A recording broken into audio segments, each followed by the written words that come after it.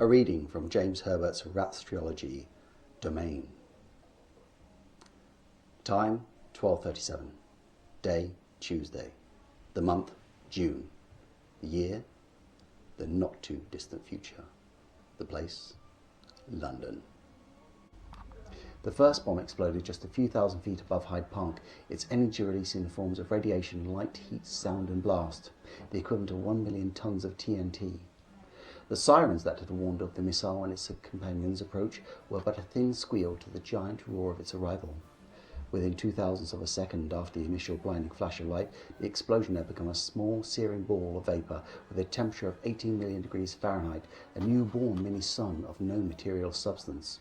The luminous fireball immediately began to expand the air around it, heated by the compression and quickly losing its power as a shield against the ultraviolet radiation. The rapidly growing fiery nucleus pushed up the torrid air, producing a spherical acoustic shock front, which began to travel faster than its creator, masking the fireball's fury.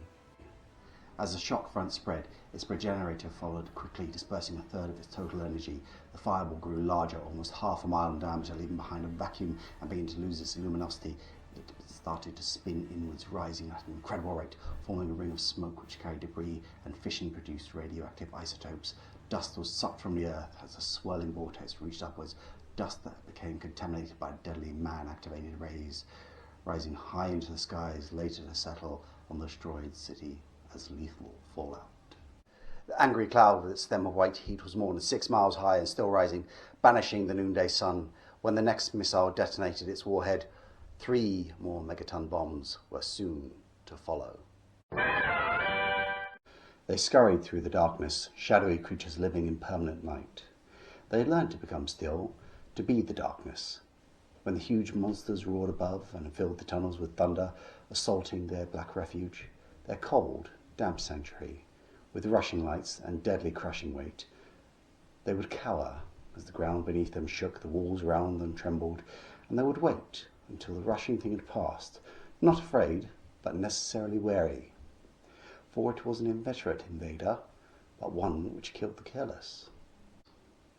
They had learned to keep within the confines of their underworld, to venture out only when their own comforting darkness was sistered with the darkness above, or they had a distant race memory of an enemy, a being whose purpose was to destroy them, a being who existed in the upper regions, where there was a vast dazzling light, a place that could be explored safely only when the brilliance diminished and succumbed to concealing and pleasurable blackness. But even then, the darkness was not absolute. Different kinds of individual lights pierced the night, yet these were feeble and created shadows that were veiling allies. And they had learned to be timid in exploration. Never moving far from their sanctum, they fed on night creatures like themselves, and often came upon food that was not warm, that did not struggle against the stinging caress of the creature's jaws. The taste was not exciting as the moist and tepid moving flesh, but it filled their stomachs, it sustained them. Yet in this too they were cautious, never taking too much, never returning to the same source, for they possessed an innate cunning, born of something more than fear of their natural enemy.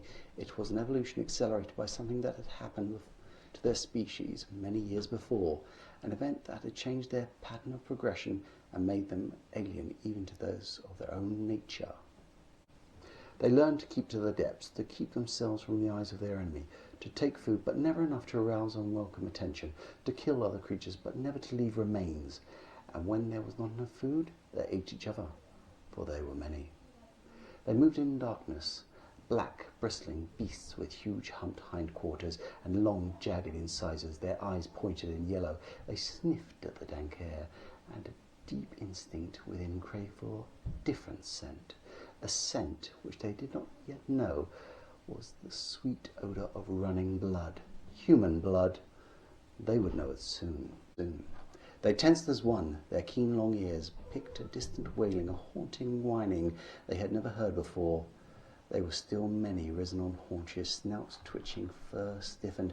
They listened and were afraid, and their fear lasted for as long as the sound lasted. Silence came, which was more frightening than a sound. Still they waited, not daring to move, barely breathing. A time passed before the thunder came, and it was 1,000,000 times louder than that of the giant rushing things they shared the tunnels with. It started as a low rumbling, quickly becoming a great roar, shaking their underworld, rendering the darkness with its violence, tearing at the walls, the roof, causing the ground to rise up and throw the creatures into scrambling heaps. They lashed out at each other, clawing, gouging, snapping, frenziedly with razor teeth. More thunder from another source. Dust, fumes, sound filled the air, rumbling, building, becoming, shrieking. More thunder. The world and its underworld, shivering, screaming, the creatures ran through the turbulence, black-furred bodies striving to reach their inner sanctum within the tunnel network, fighting to exist, deafened by the noise, squealing their panic, desperate to return to the mother creature and her strange cohorts. The man-made caverns shuddered, but resisted the unleashed pressure from the above world. Sections collapsed, others were flooded, but the main body of the tunnels withstood the impact that pounded the city. And after a while, the silence returned, save for the scurrying of many, many clawed feet.